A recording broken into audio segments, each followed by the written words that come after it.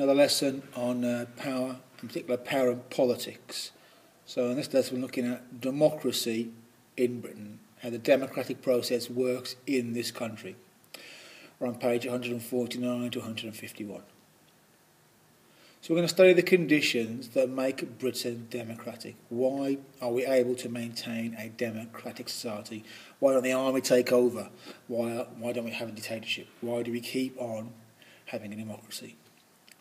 To understand why democracy works for us, although it's the system we've had for a long time and it seems quite normal and natural for us, it's not.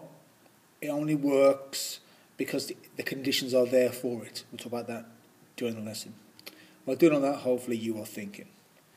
Keywords are tolerance, acceptance, disagreement, fanatic, discussion, violence, participation, education, poverty, unemployment, depression, terrorism.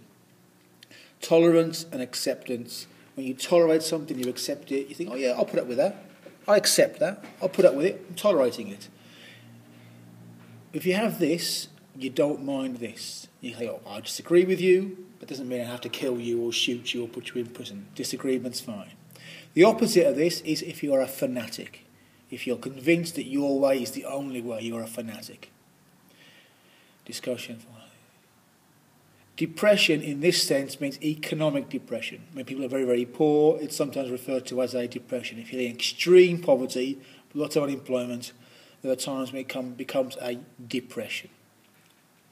Okay, first bit I'm going to make some notes about in class is what's called the spirit of democracy. It's a bit intangible, this means you can't really touch it. But it's why democracy exists. And it exists because we have tolerance and acceptance. So our political leaders gather in Parliament. They have a big shouting match. Doesn't sound much good, but everyone gets their say. Nobody stands up, walks over here and stabs somebody. Nobody pulls any guns. The army don't come in. You have very, very major rows, but everybody accepts that everybody else has a right to say it. We have disagreements, but we are tolerant of other people's point of views, even to the point where we allow people, especially from the States, to say and do things that are vile. Yeah. We accept that these people have a right to say these things. It's called the spirit of democracy. If you are a fanatic about something, it's the opposite.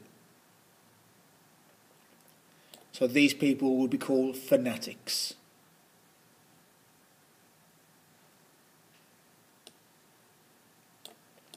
Okay, moving on. Why does this work?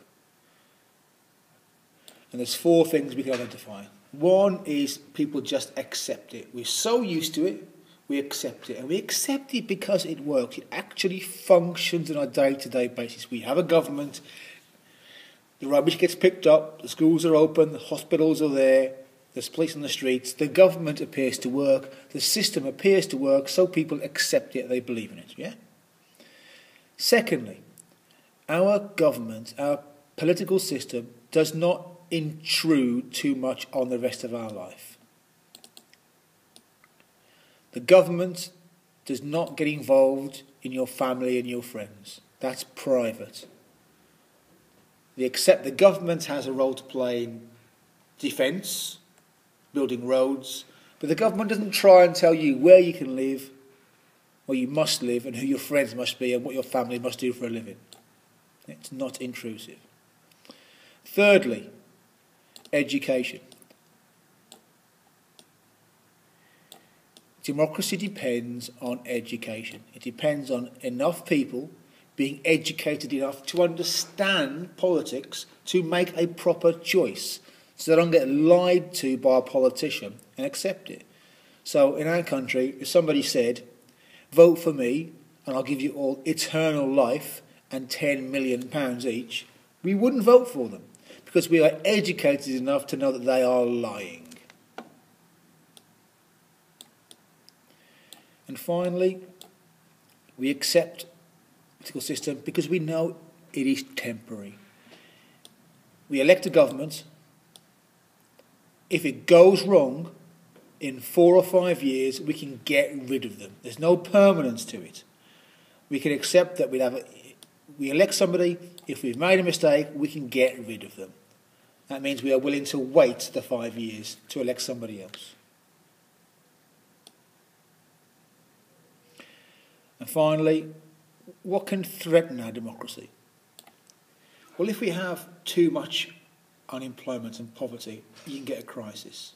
Things that can lead to the riots from a couple of years ago. So poverty and unemployment can lead to a crisis. People thinking, this is not working for me, this system's not working, I'm desperate. I don't have belief in the system anymore. There's no point in me voting.